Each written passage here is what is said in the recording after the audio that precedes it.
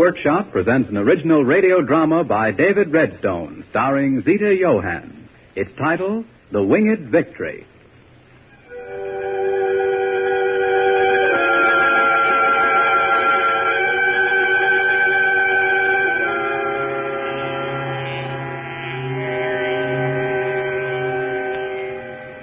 There's a hole in the screen door. That's what's the matter. Well, it seems to me, dear, I mentioned this before. You did, darling. Yesterday. Yesterday? The point is, I can't concentrate with buzzing all around. The study's like a hive. I have to get up and swat flies in the middle of an important piece of dialogue. How can a man be expected to do creative work under such conditions? It's humanly impossible. You understand, don't you? I'll see that it's fixed, darling. I wish you would, Joan. Have you sharpened my pencil? I was just going to, darling. Just going to? Well, you should have done it last night instead of putting it off to the last moment. You might spare me these trivialities. Now I have to sit here and listen to you grinding pencils in my ear. Oh, I'll do it in the kitchen. Please don't. I'll do it myself. Only don't have me remind you about these stupid necessities. A writer has to have these little things taken care of or he'll never accomplish anything. What are you doing with that book, dear? The book? Oh, I was reading it. Good gracious. That's not on the list I made for you. Oh, but, George, the books on that list are so dull. Not exciting, I'll grant. It's a chronological list. That's the trouble with you, dear. You must learn to be orderly. And the way to do that is to have an orderly, functioning mind. Reading in an orderly way will help. Well, your stories and plays, darling, I mean, they're wonderful, of course, but would you consider them serious? I mean, well, reading's for enjoyment, isn't it, darling? Well, enjoyment, yes, naturally. But there's more to it than that. Well, I feel enjoyment ought to come first, and then the rest could be sort of sprinkled around. Child. Well, run along. No. You leave that book with me. It'll be here when you're ready for it, all in good time. For heaven's sake. What? Your slip. There's at least an inch showing. Oh. Does it show now? Well, anyway, I'm going to put on a bathing suit and go down to the beach, so it won't show at all, will it? Well, for heaven's sake, don't get sunburned. I can't stand your skin peeling. Wear a sun hat. Are you going alone? Well, I told May Fuel I'd join her. She's giving a beach luncheon. Well, your milk and fruit are in the icebox. And don't forget to eat, darling. A beach luncheon. The things idle people think of. I suppose there'll be those newspaper intellectuals sprawling around. All they talk about is politics. You'd think art was dead. She's invited editors and whatnot. Oh? Will Mike Campbell be there? Yes. Well, I suppose so. Say, dear, perhaps you can manage to entice him back here. His outfit pays rather decently. I don't know. He doesn't like to talk about his job much. He comes down here to forget it all and keep away from writers. Indeed. Typical of these commercial people. Where would they be if it weren't for writers, I'd like to know? Does he suppose we tolerate his crowd for their immense intellectual attainments? All editors are would-be writers who never wrote anything or tried and failed. Now they top-dog it. Well, I didn't think that Mike Campbell... And another thing. Whenever Campbell talks to you, why do you just walk away in a daze and let the Gilmore woman snatch him up for her husband? You could be more helpful. Flatter him a little. Well, early in the summer at the Gilmores, you said I was flirting with him. I didn't know who he was. Now, Wayne Gilmore's wife, she has poise. Splendid-looking person. No wonder Gilmore sells so well. These editor folk feel at home with her. There's a model for you, my dear. She has savoir-faire. Sounds like a bottle of Vichy water. Be serious, please. This is important to me. You don't know how to take advantage. I've got a story that's right up Campbell Street. Get him to talk shop, and you can suggest, mind you, how my work's going great guns here and there, and before you know it, they'll be clamoring for my stuff. Why, the rot Gilmore puts out wouldn't get by the first reader if it weren't for his wife. Oh, those flies. Well, run along and let me do some work. I can't sit here talking aimlessly to you all morning. Go. Now, try to be helpful about Campbell. I'll try. And the screen door. See about that, won't you, dear? Yes, darling.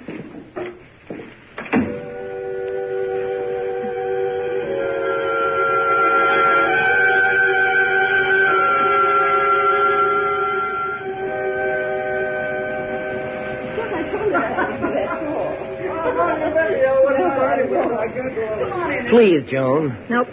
I'm not listening. I don't know you, Mr. Campbell. I stole 4 sandwiches and some pickles. I'm deaf as a post, and you're a thief. Oh, good Lord, here comes the Gilmore. Oh, there you are, Mr. Campbell. The sun is delightful, isn't it? Soak it up, do. You office chaps have to store up lots of precious sunshine so you can keep your radiant mood during those bad rainy days when all the best stories in the world seem gloomy. I'll never forget the time Wayne said you were golfing on and you wrote back that Say, you... Mrs. Gilmore, do you happen to have a bona fide ham sandwich for a cream cheese and jelly? I'll throw in a pickle. Oh, there's nothing ethereal about you editors, is there? A big, brawny editor with hair on chest wants masculine ham on rye. Would you like me to get one for you? Say, that would be sporting, would you? Well, let's see what's happened to my dog. Hey, Corky. Oh, say pleasy weezy. Pleasy wheezy. Oh, can I get something for you, Joan? No, thank you. Hello, Corky. Hello, little button nose. What'd you pick up over there? Hadn't you better lie down and rest, eh, Corky? Kicking sand in other people's lunches? Joan, that Gilmore dame's going to come back and sit in our laps. Have a heart. Well, if you can't stand her, why didn't you tell Now, her? listen to who's talking. Well, I have to meet her in the village and at the post office and at people's houses all the year round. All the more reason. Well, go away and hide by yourself. That's a good idea. See that cove? Joan, please look this way. No. I only want to show you where... Do I have to be shown? Well, then I'm going. Come, Corky. Like a stick, boy. There she goes. Here I am, back with a handset. Why, what happened to Mr. Campbell? He just up and walked off. Oh, dear, they're so temperamental, these publishing people. Really, you have to handle them with tongs. They get whims just as if they were human. And you know you have to come right down their level if you want to get anywhere with them. Wayne says, and he's perfectly right about it, editors are children, just like the reading public. They're the sounding board, so to speak. Watch how they react, and you know just what the public demands. Quite idiotic. Oh, your husband doesn't slant for Campbell's outfit, does he? He's working on a play right now. Oh, well, in that case, you won't mind if I seem to be letting him pay attention to me, will you? Wayne does a lot of short things he could buy. You understand. Oh, goodness, isn't he ever coming back? Oh, he said he was sick of... sick or something. Oh, dear, poor boy. Well, if you want to know the truth, it's May Sewell's sandwiches. I think the mayonnaise is spoiled. She doesn't have an electric refrigerator. Oh, dear, what shall I do with this sandwich? Oh, well, ta-ta.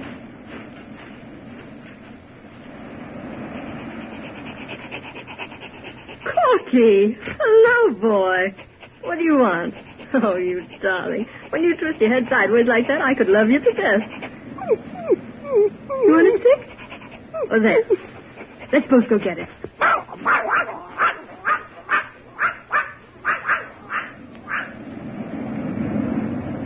I was getting lonely.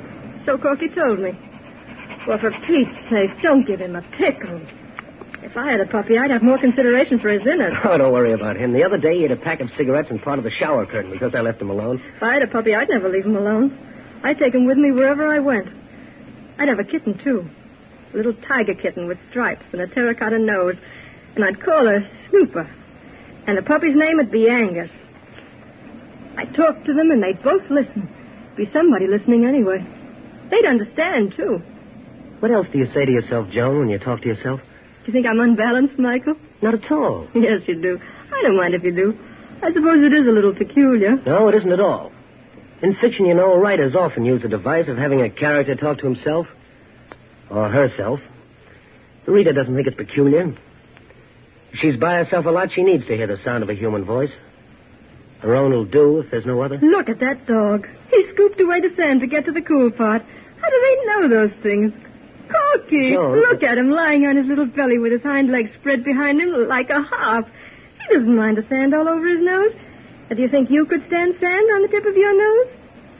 Please don't talk about fiction, Michael. I didn't mean to. Let's eat the sandwiches up here away from the water, huh? Yeah, you can rest your back against this rock, and I'll spread the robe in the sand. Now, cream cheese and jelly. Oh, I don't mind. Give it to me. Oh, shoot. Oh, that's the worst of eating on the beach. Where do all those flies come from?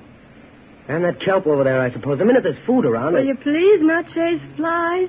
Well, some of them bite. Oh, let them bite. Let them buzz. Let them alone. Let them live. Flies are carriers of typhus. Well, what's so awful about typhus? All right, let typhus germs live. Let them buzz.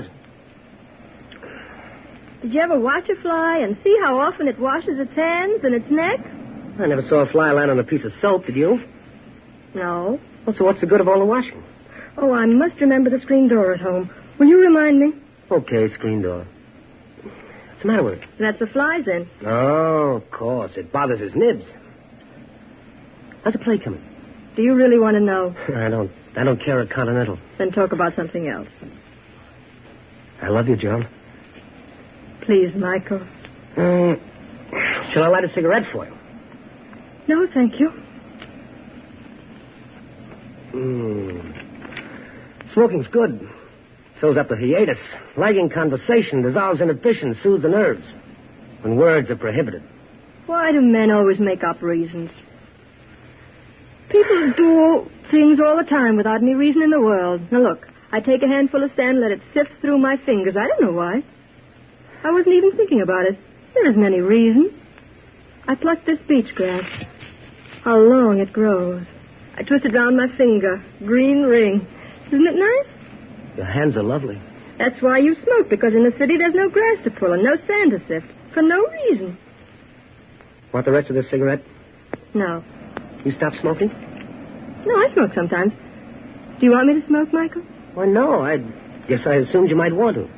Why do you want me to smoke? But I don't care in the least whether you do or not. Truly? Of course. Then I'd rather not.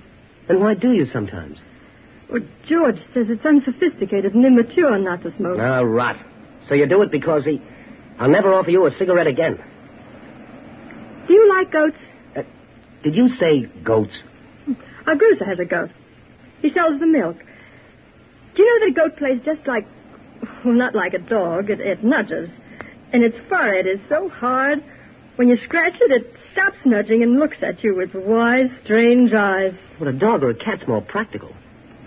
Good Lord, you wouldn't want a goat in the house. What in the world are you doing? I'm being a goat. Your forehead's too smooth. It doesn't scratch well. Michael, don't. What if someone should see me kissing your arm? Is that it? You mustn't. What if someone should see me kissing your lips? That'd be the end. I'd have to leave town. Then I will. No, Michael, don't. We both leave together. I don't want to go back to the city alone. I couldn't, Michael. You love me, don't you? Yes, I love you. I won't be back next weekend. You know that. May not be here again till next summer. You know that. Yes, I know. Yet? I can't. You want to? It isn't what I want. Look. What are you doing? Taking you captive. With grass? Hold your wrists together. This is an experiment. It cuts. It's too tight. Wait. I need more grass. Now, a knot. This is tough grass, all right. It's hurting. See how pale your arms are now? Don't take it off, Michael. Does it give you pleasure to hurt me? Yes. Now I can kiss you. Oh, Michael. Untie my hands. You didn't have to, really. Just pull. Look, hold the heels of your hands together this way for leverage. The grass will break if you use a little strength. It hurts. Pull. I can't. Try. Oh. Please, Joan, try. Joan, don't you see you have to do it yourself? All right, then. I'll help you. I didn't mean to hurt you. That's not why I'm crying. It didn't hurt so, but I could have done it myself. And I couldn't. Is it better now? It doesn't hurt. It feels free. Good, huh? Free. All you have to do is make a break, that's all. Joan, I want you to marry me. Listen to me. Just listen. You can't go on this way. It isn't living. What George wants is an ornament. Well, you're lovely, all right. He didn't make any mistake about that, and you took it for love.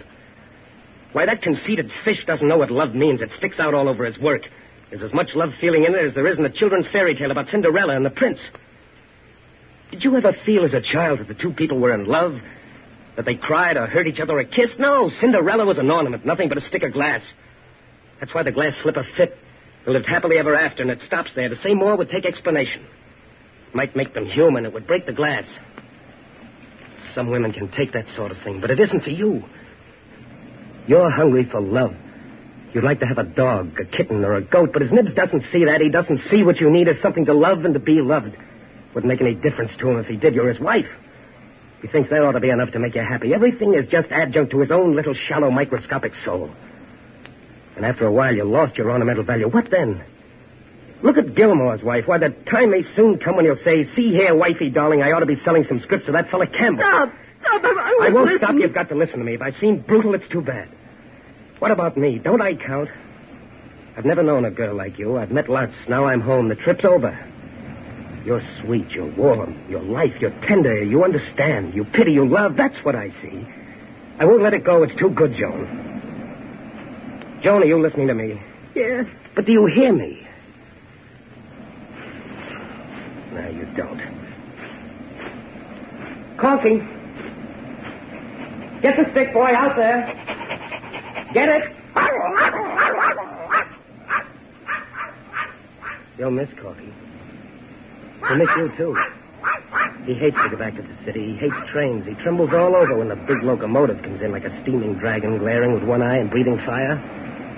Then when it stops, he gets his courage back and he barks his head off. You're just a lot of noise, he says.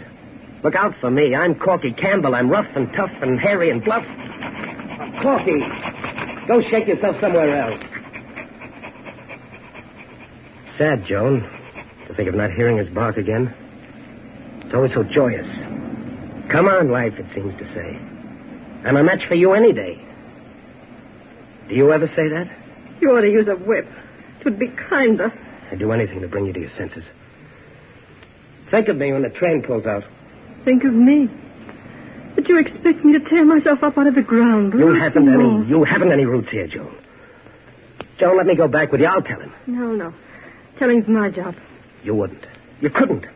He wasn't always so... He's been working. He hasn't had a chance to consider me. If I told him, he might see and understand. He might change.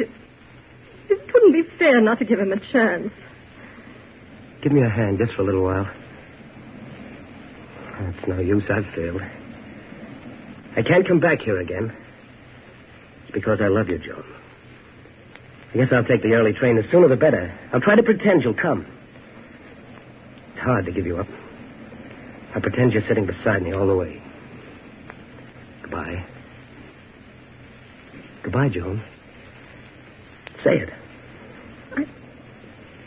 I can't. It's all right, I know. You don't write to me. No. Corky, you're so wet. Come on, boy. Go on, Corky. Go. Come on, Corky. Don't wait for me, little dog. Go. Go.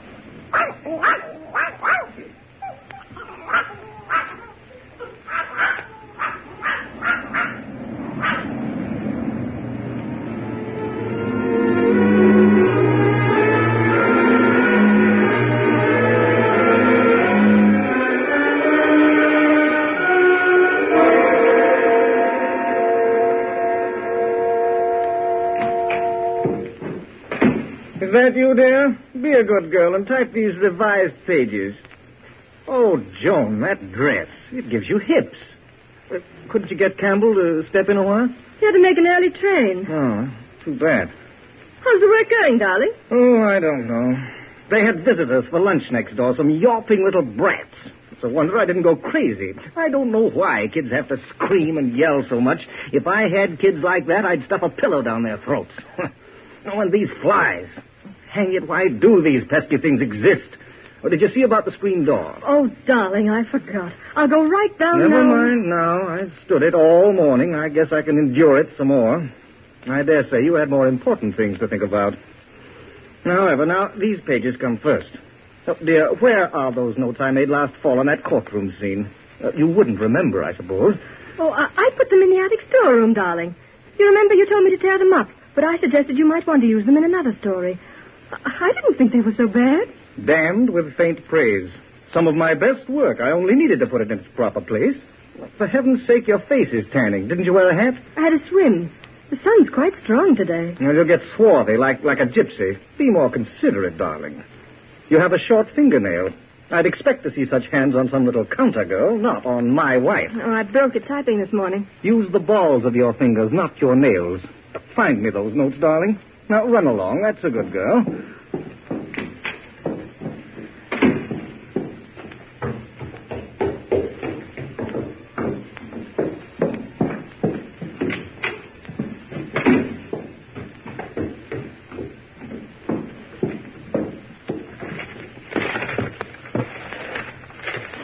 I'm so tired. fire. So hot up here. Dusty. I wish I were dead.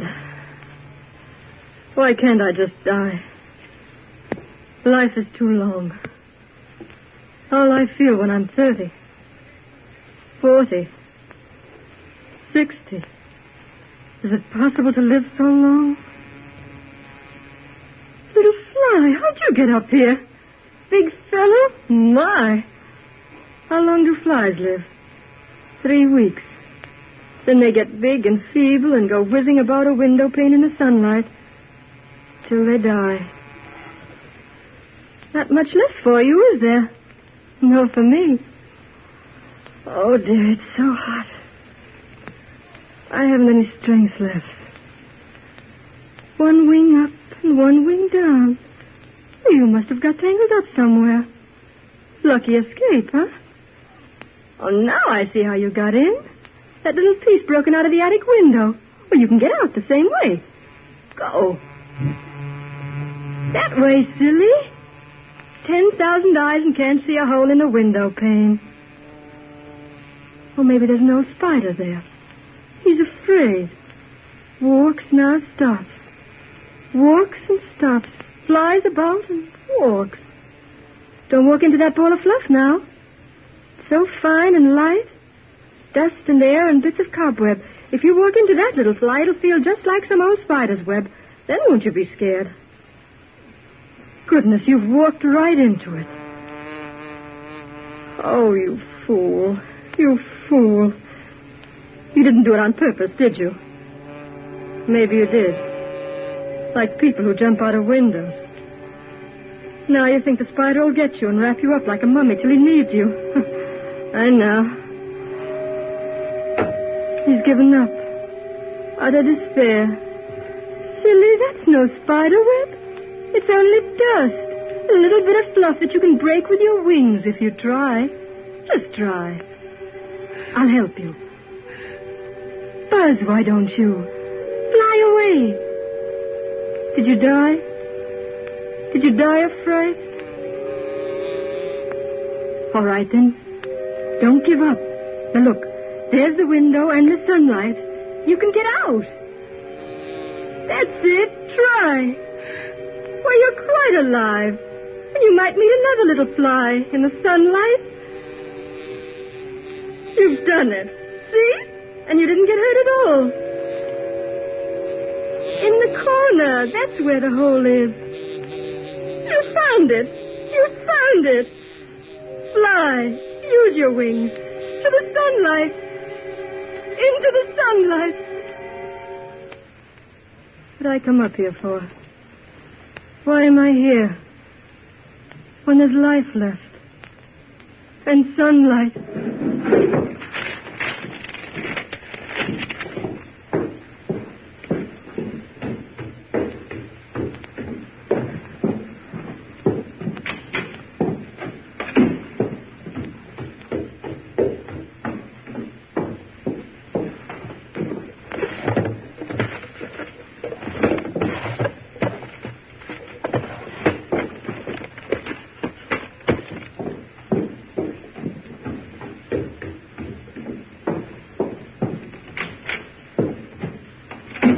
George, I'm going. Good heavens, girl. What's the valise for? Where do you think you're going? The train. The early train to the city. You most certainly are not. I'm going away with Michael Campbell. What? With a valise? What do you mean? I mean, George, I've got to go. Won't you try to understand? Try to understand? Well, my dear, I understand the words, but they don't make sense. Out of the blue like this. Are you trying to tell me you want to go off with Campbell? You prefer that office boy to me? You want to make me look like a complete fool to the whole colony here and to all the mucky-mucks in the whole field. And by heaven, you've been doing it all this time. Oh, no, George, I haven't. When I realized I was in love with him, I avoided him. But now I can't anymore. Don't sicken me. You and that bore. And what about me? You've no obligation to me, it would seem. My position, my dignity, this mess of typing, but you don't owe me a thing. George, you don't understand. Oh. Oh, so that's it. Now, my dear, hadn't you better go upstairs, take some aspirin? Now, then we'll have a talk. You see, we'd look ridiculous. I'll keep the divorce business as quiet as possible. If I thought things could possibly be different, George, I'd give you another chance. You'd give me another chance? No, I'm wrong. Things couldn't possibly be different. Just more impossible now. I am sorry, George. I can't change anything, but I am sorry. You're not as sorry as you're going to be, my little friend. There's that, too, George. If I'd ever been your little friend, this never would have happened. You've never taken me close. I've always been, well, sort of combination ashtray and desk light. A broken nail that the neighbors could see would upset you. But a broken spirit that would upset the neighbors you couldn't see. George, I'm sorry. I didn't mean to be unpleasant. I'm going. Wait, hold on a minute, Joan. Let me think. You know, this is really quite silly. Why, you couldn't stand that barbarian. You'd want to come back in a week. No, I'm sure. You're a fool. You've always been one. Joan, this is just too unorthodox. A man can't say goodbye to his wife like this at a second's notice. A man would. Under these circumstances. If he stopped to think. If he wasn't thinking instead of how he could adapt this scene to a play he was working on. Joan, there's a side of you coming to light I wouldn't like very much. That's true. Let's end this. Goodbye, George. Really, this time. Goodbye. It seems there's no holding you back, is there? I'm hanged. About Campbell, my dear. When you two aren't mooning at each other, would you try to remember me for a bit? You know, I should have something coming to me. I've no end of stuff I could let him have. There'll be a short by the first. Say, won't Gilmore turn green when he hears I've cracked Campbell? Oh. Joan! Joan! Why...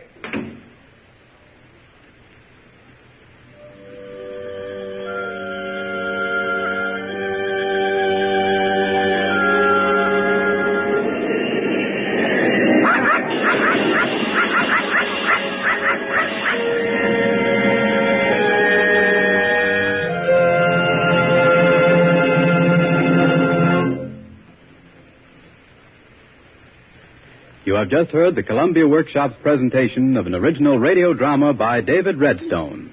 Zita Johann, star of the American stage and screen, played the role of Joan. Others in the cast were Adelaide Klein, Frank Lovejoy, John Griggs, and Donald Bain. Tonight's presentation was under the direction of Brewster Morgan. Next week, the Columbia Workshop will have as its guest director Hugh Hunt, who has long been identified with the famous Abbey players, and who is at present in this country as director of Paul Vincent Carroll's Irish drama, The White Steed. Mr. Hunt will offer his own adaptation of one of the highly impressionistic short stories of the noted modern Irish author, Frank O'Connor. Your announcer is Harry Clark. This is the Columbia Broadcasting System.